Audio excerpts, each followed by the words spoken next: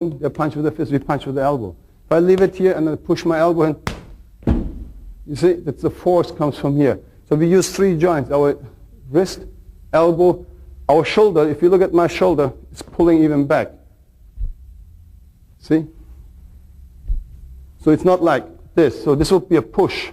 So by pulling my shoulder back, my joints are not going together, the bones. They're like holded by tendons and muscle, very flexible. So look at how long my fist goes back and forth. So even I don't touch, and I'm not going to open my fingers. So I'm that far away from Mike. I will hit with the whole surface, the lower 3 bones, the whole fist. So I will still touch him. So, okay, if I'm that far away, this will be enough to break his nose. So this is just from the elbow, because it's stretching. Now we also use our spine. When we punch 3 times, we call this arrow punches. At the 3 punch, my spine goes up. If I keep my fist totally locked, without bending it, I'm just punching from my spine. Just this one. So you have to understand, when you step in, boom, this is in. So it's very explosive, very powerful. The biggest power source next to your elbow is your footwork. Because if a smaller person create a whole punch power by using, let's say somebody's 140 pounds and the opponent is 200.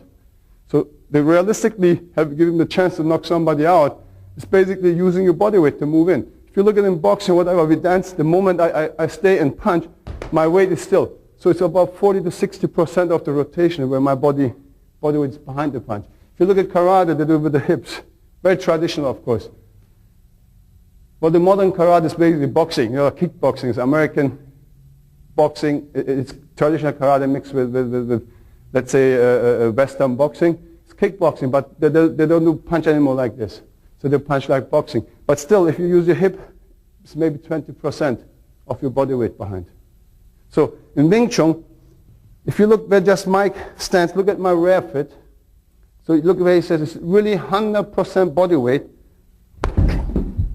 exactly where he used to stay. So it's 100%. This gives a smaller person, a woman, or nowadays, look, the profession of us changed. A lot of people are sitting in offices, more like a service type of jobs. The computer, they don't have the exercise like we used to have. Old days, people work in factories and like really construction. More and more people sit at homes and offices. So the physical thing changes, and people don't have the time, maybe 2 times a week, for an hour and a half, 2 hours to exercise, because they have family, they have other hobbies, whatever, traffic. To get from home to your job takes you about 12 hours, 10 hours. If you work 8 hours, 1 hour lunch break, you need 1 hour ride. In LA, you need 2 hours ride with traffic. So you have to understand the whole thing. So people have maybe maximum 3 times a week, mostly twice. Because they have other things. They have girlfriends or whatever, girls have boyfriends, whatever. So we have to think all these things. And this person wants to defend himself or herself.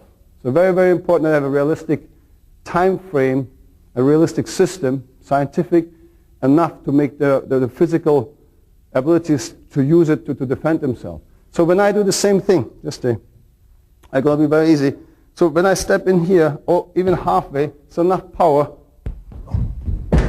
boom, to make him go down. But if you do it explosive with 3 punches, okay, it's very, very difficult. Also to deflect punches, we don't use blocks at all. Let's say even if Michael would block me,